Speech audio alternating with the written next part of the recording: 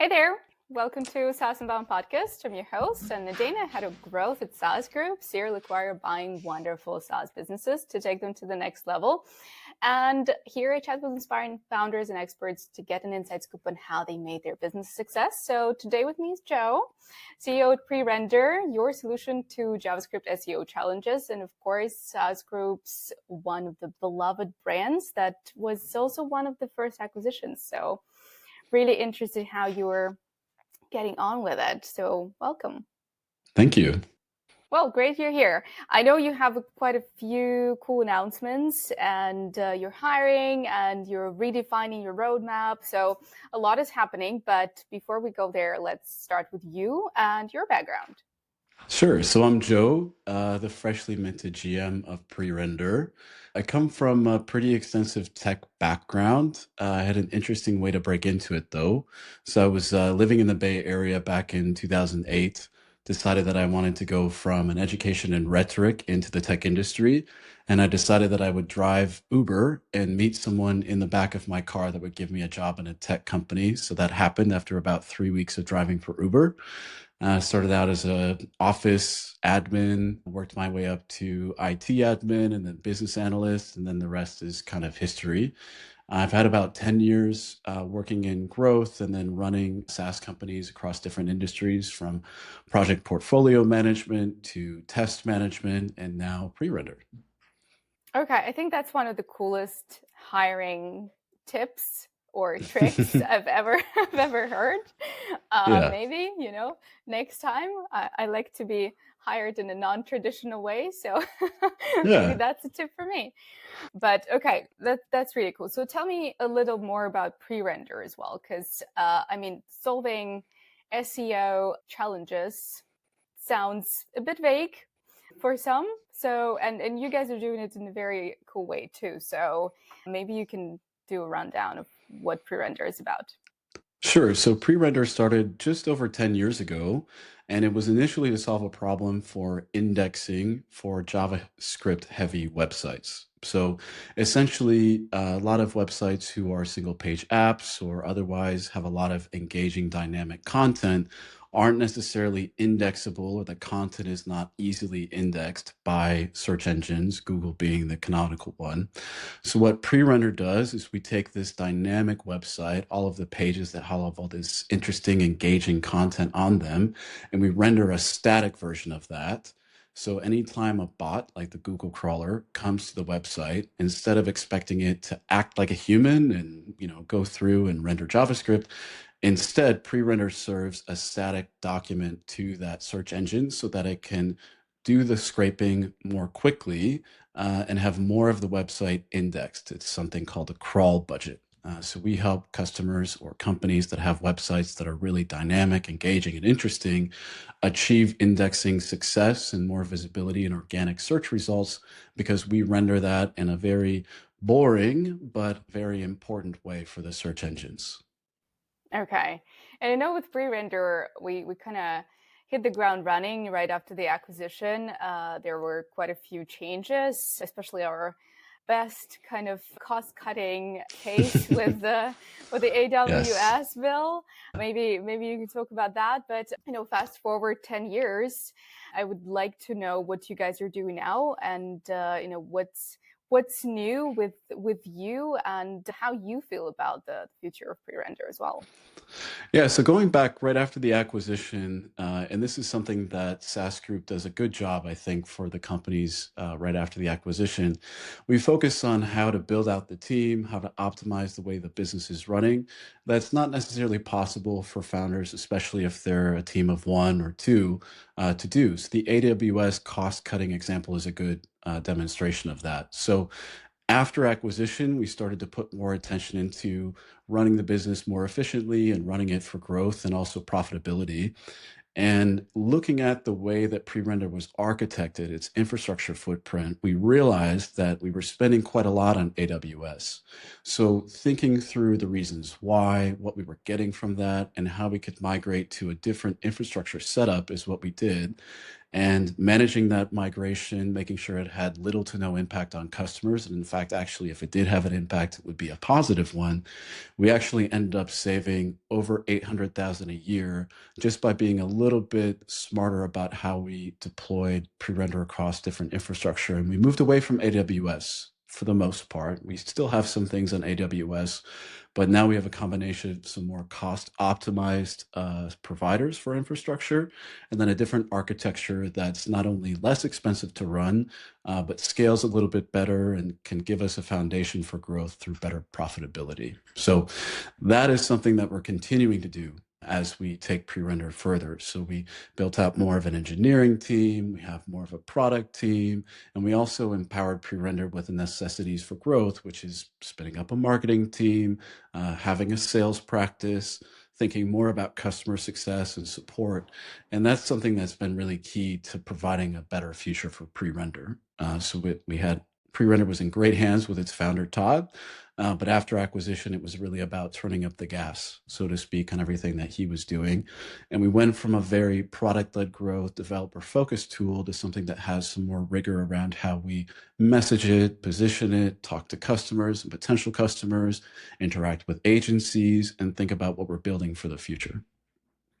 Yeah, that makes sense. And I think is it the biggest even brand or one of the biggest brands under SaaS Group umbrella?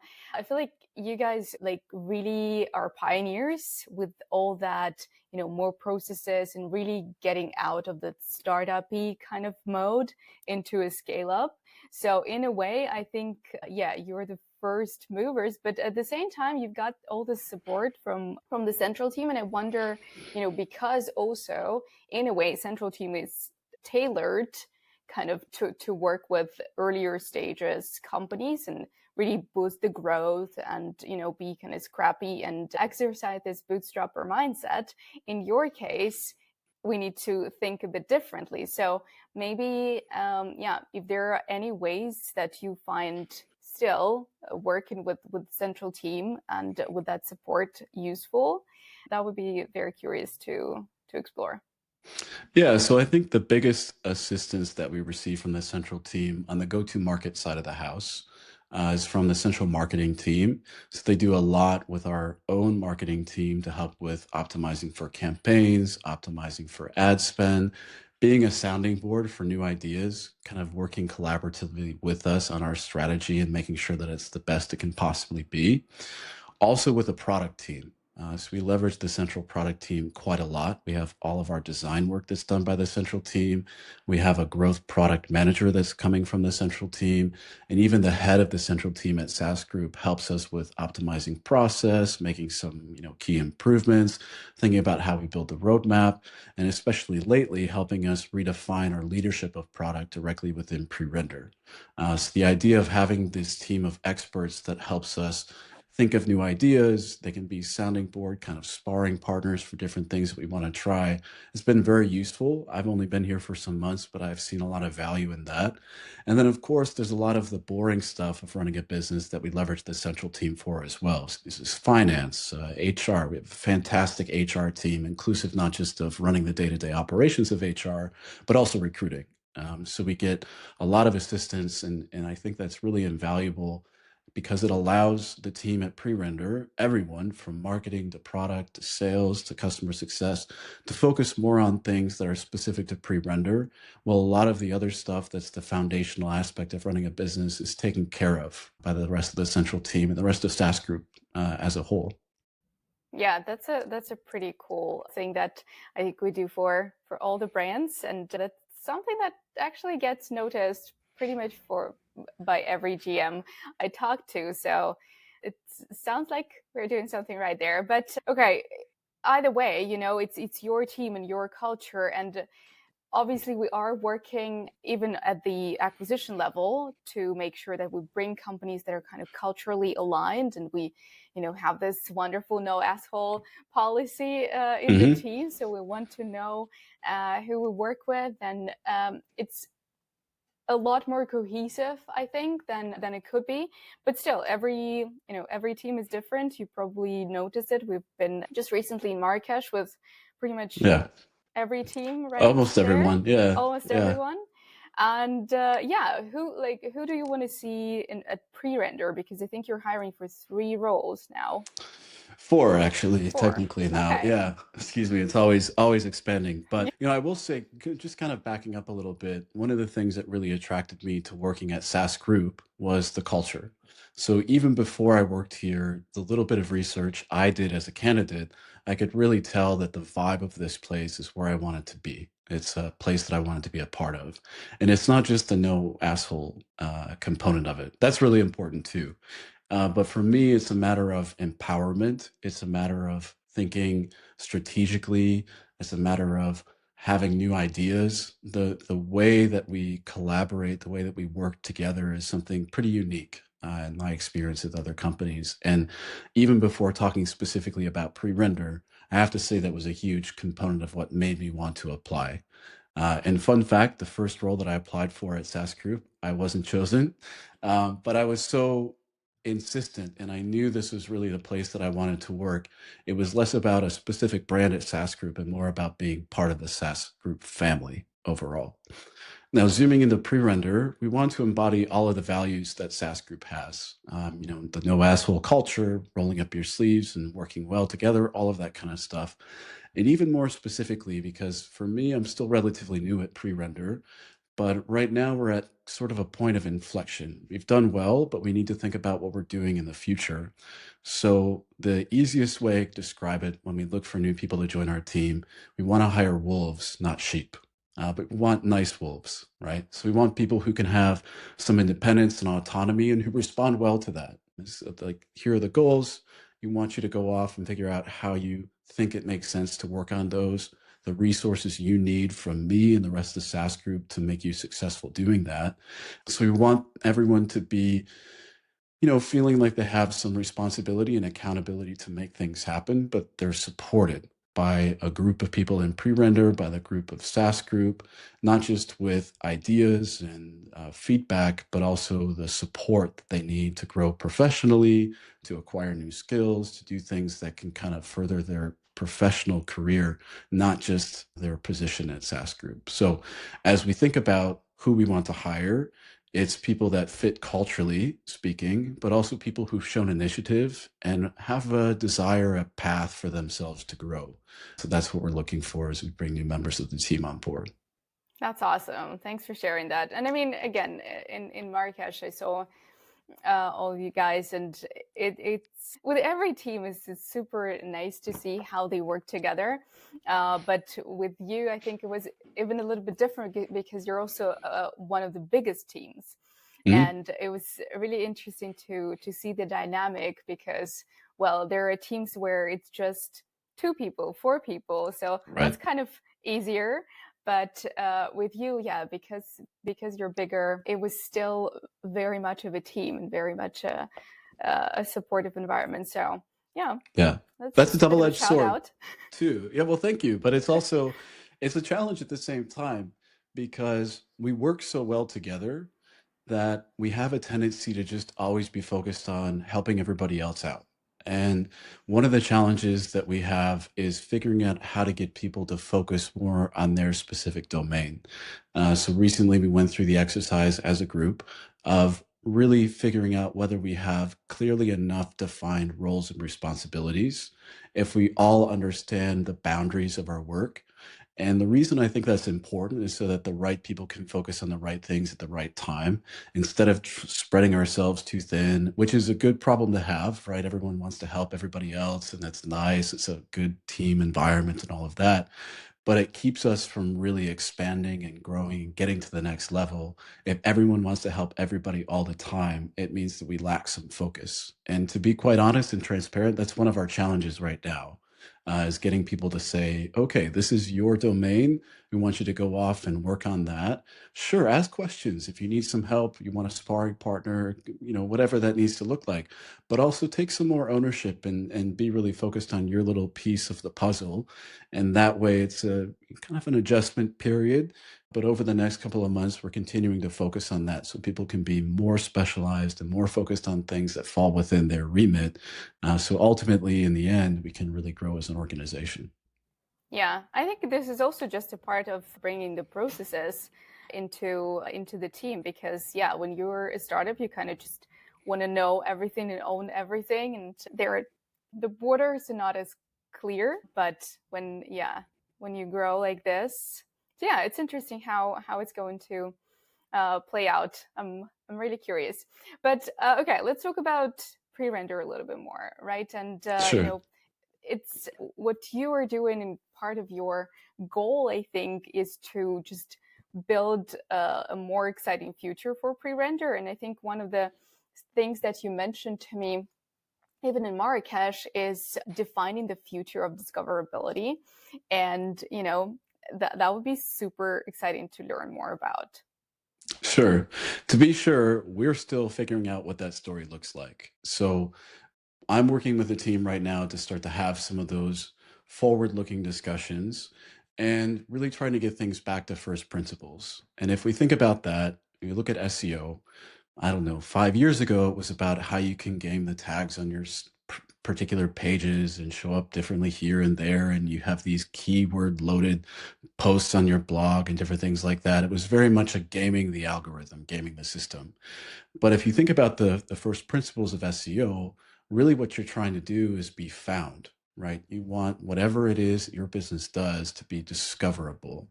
And it's not something where you want to constantly have to buy ads, be paying influencers, all of that kind of stuff. It's really just about being available, being present in the discussions, in the digital communities, on search engines, on answer engines, right? The large language model based search like ChatGPT or Perplexity. So we're trying to get back to this and really think about what we deliver as an SEO product. And what we really focused on previously is this organic discoverability, right? So making sure that the content on your dynamic website is indexable so that when someone searches for something that's relevant to what your business or your site has to offer, you show up in the organic results, right? Because organic results are key.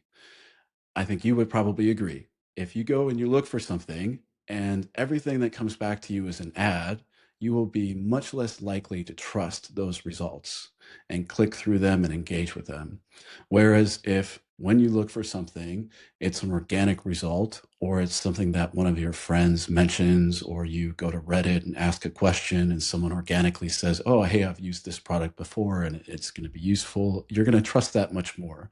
So what we want to focus on is not just SEO, but discoverability in this holistic, organic sense, is making sure that our customers are visible everywhere across this fragmented digital landscape, be it an online community like Reddit or answer engine like Perplexity or a digital marketplace somewhere.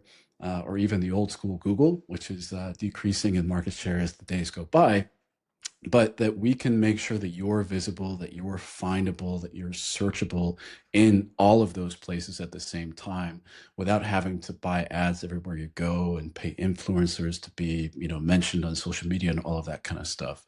So it's early days for us in thinking about what this future looks like, but we're trying to help write the story a little bit more. And we also can't deny the impact, whether or not we know exactly what it is, of AI and how it's disrupting the search industry and all of that. So we're also trying to start that conversation too. And I think one of the most important things for us to do as a brand and as participants in this industry is first and foremost come up with a definition. So I think right now, if you go out on the street and you ask 5 different people what AI means, you'll have 6 different answers, right?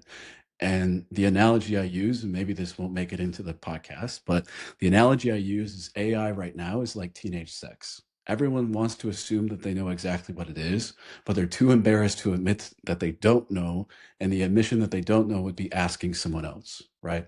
So everyone's talking about how AI is so useful, AI is going to be so disruptive, and all of that kind of stuff. But I feel like a lot of us are missing the foundational definition, right?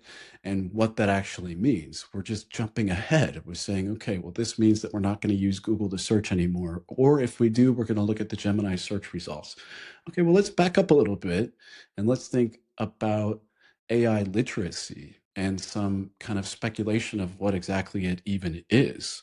So what we want to do as we start to build out this future vision is open up that conversation, because we don't want to make the assumption that we know what it is. And have to admit that even if I ask everyone on the Prerender team, we won't have the same answer.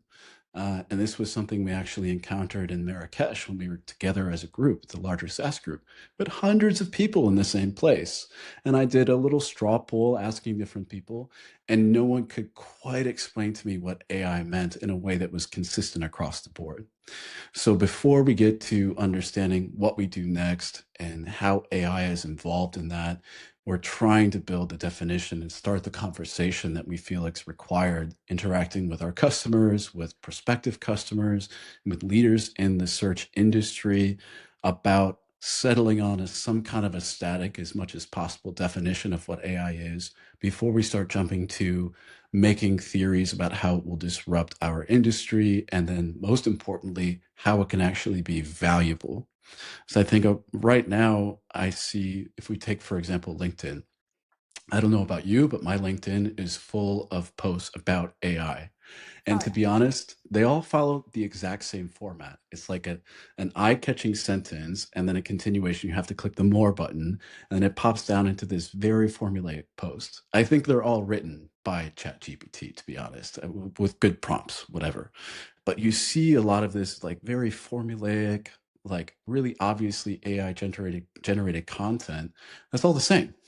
And it's not really driving an actual conversation, in my opinion. It's just noise.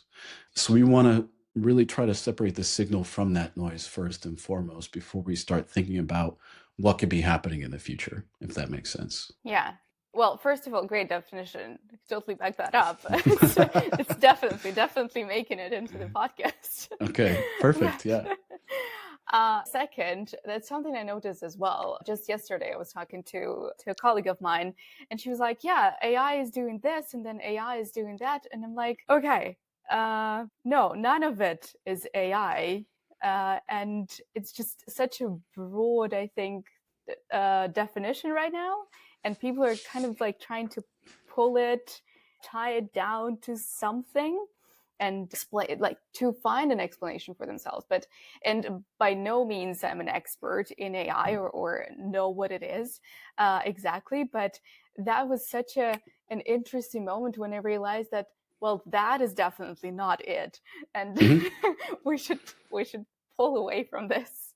Yeah. So yeah, that's I pretty think cool. right now there's this huge hype cycle around it. You have a lot of investors talking about how it's going to change the way that companies are founded and scaled and all of these other things. And then at the same time, there's a lot of people that are concerned about replacement, right? Is AI going to replace my job? I listened to a really interesting podcast over the weekend that was talking about the concern and how fundamentally it's the same as what we saw, I don't know, 20 or 30 years ago with automation of factory assembly lines and all of that. And then you had a lot of people we would call Luddites, or people who are resistant to that, saying, oh, it's going to take our jobs and there's going to be robots making your cars and all of this kind of stuff. And the technologists were saying, well, you need to upskill and move over and start to do something different. It's going to create a different type of job and just get over it, kind of thing. Now, the interesting thing is, whether or not this is true is up for debate. AI threatens white collar jobs. AI threatens the very technologists that previously were so callous about the disappearance or potential disappearance of blue collar manual labor, right? And at the same time, I I use ChatGPT pretty consistently, not as something that's actually doing my work, but as kind of like a partner. Like it helps me brainstorm and think of new ideas and come up with stuff that's maybe, you know, not really interesting to do, like building an outline for a podcast episode with Anna or something like that, for example. Right? But we're losing track of the fact that humans by themselves will never be the best option. Computers or AI by itself will also never be the best option. It's the story of human plus computer that really wins the day in the future. And I think part of the discussion that we want to have, not just in our industry, but maybe more broadly for AI, is how we start writing that story in a more inclusive and compelling way. Because for example, if we think about, I don't know, ChatGPT writing all of the outbound sales emails, I get at least a dozen of those every week, and it takes me 2 seconds to realize what it is, and it instantly turns me off. I really just don't want to engage with it. So we need to be thinking beyond what the investors and these high level technologists think about what's happening with AI in the industry and start to build a more bottom up definition and strategy for how we work with it in the future. Yeah, absolutely. And about the social media, if it's, if every word starts with a capital letter, that's AI. I won't even look in. Like it's ridiculous. I mean, how lazy should you be to not even like try to make it look like you wrote it? Anyway, Yeah. all right. That's yeah. I think that's a great goal. But how are you making sure that you actually? I mean, I can see that you're being a little cautious with AI and make sure that it's not just a buzzword that you really really need to have there at Prerender for the sake of getting more eyeballs on it. But how are you making sure that yeah, moving forward, you actually know where the value is, where you can bring value with AI? Is it customer communication? Do you have some kind of a roadmap that you want to stick to? What is it? Yeah. So again, we're still on this journey, right? So we don't have all of the plans and exactly what our strategy is going to be. But what I'm putting together for us internally first is an AI roadmap that touches on everyone's work, right? So I want to think about AI, be it ChatGPT or whatever tools someone wants to use, being something that's a force multiplier for us.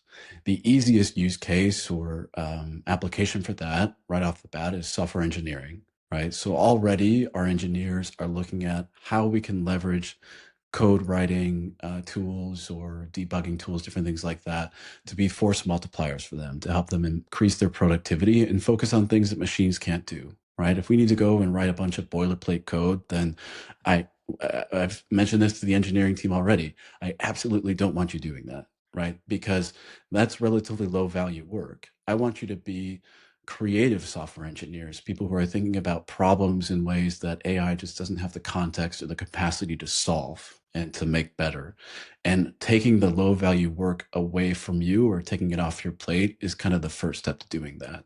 So we were putting together a roadmap for all of the teams at Prerender to use AI internally at the same time that we're starting to open this conversation with the thought leadership series that we're going to start, not next quarter, but the quarter after, around this definition and improving AI literacy. And the idea is that internally, understanding what our AI roadmap looks like, how we can turn it into a true force multiplier for our teams, will help us drive that conversation with our customers and help us do a little bit of research by having that conversation around what it looks like in the future. But initially, what we're seeing is that, already almost two-thirds of traffic online comes from bots. And those aren't all AI specific, but an increasing portion of the traffic comes from bots connected to ChatGPT or Perplexity. And we see that changing pretty quickly as well. We also see at the same time, and we were just talking about this with LinkedIn content, a lot more of the content that's available online is actually generated by generative AI, right? So more and more of the traffic will go to more and more content that's all done by, driven by, written by, posted by, published by AI, right? And so actual human generated content will be increasingly valuable over time.